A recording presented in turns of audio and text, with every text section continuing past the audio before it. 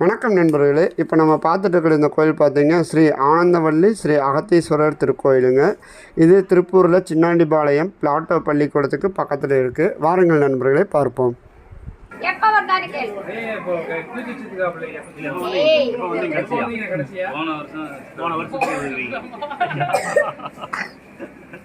அப்பா அண்ணனை என்ன பண்ணலாம்?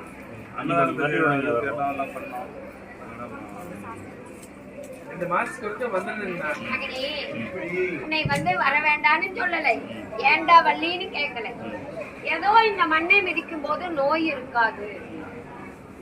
ஐயா கொடுத்த செல்வங்கள் வாழையடி வாழையாக தலையும். நீங்க வர்றதே இல்லை. நான் என்ன செய்யட்டும்? ஏதோ 2 மாதத்திற்கு ஒரு முறை வந்தால் என்ன போயிரும்? வந்து போ. அதே போல குழந்தை எதுக்கு? நல்ல லேசான மஞ்சத்தூள் போட வேண்டும். நல்ல தலனா இருக்க வேண்டும். அதில் லேசான மஞ்சத்தூள் போட்டு புகை பிடிச்சா சரியாயிடும்.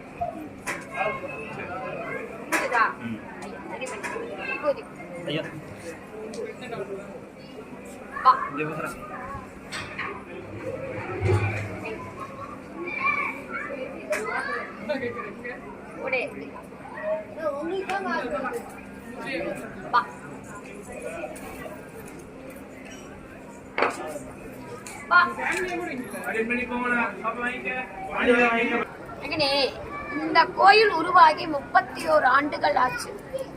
புரிஞ்சுதா? அதே போல குழந்தை வரம் கிடைத்த மக்கள் தான் இந்த கோயில் எழுப்பி இருக்கிறாங்க. நம்ம வசூல் பண்ணி கட்டளை. குழந்தை கிடைத்து நோய் எந்த நோயாக இருந்தாலும் குணப்படுத்துறோம்.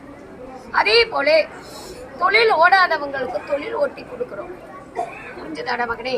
அதே போல இந்த வருடம் முழுவதும் நேற்று வருடம் உள்ள காசை பூரா புது பணமாக செய்து இது அபிஷேகம் எடுத்து சித்திரை 1க்கு எல்லா மக்களையும் திருப்தியா காசு கொடுத்து அனுப்புறோம். 1 ரூபா காயின்ஸ். புரிஞ்சுதா? அதே போல மக்களுக்கு வர்ற மக்களுக்கு அத்தனை பேருக்கு அன்னதானம் கொடுக்கிறோம். இது குழந்தை கிடைத்து அவங்க விருப்பப்பட்டு கோயில் எழுப்பி இருக்கிறாங்க. அன்னதானத்திற்கு நம்ம இந்த கோயில் வருமானம் என்பது கணக்கெடுத்து அதில் உள்ளதை நம்ம இப்போ அன்னதானமாக செலுத்துறோம். மக்கள் எல்லாரும் ஆளுக்கு ஒன்னாக செய்யறானுங்க. சிறப்பா அன்னதானம் கொடுக்கிறோம்.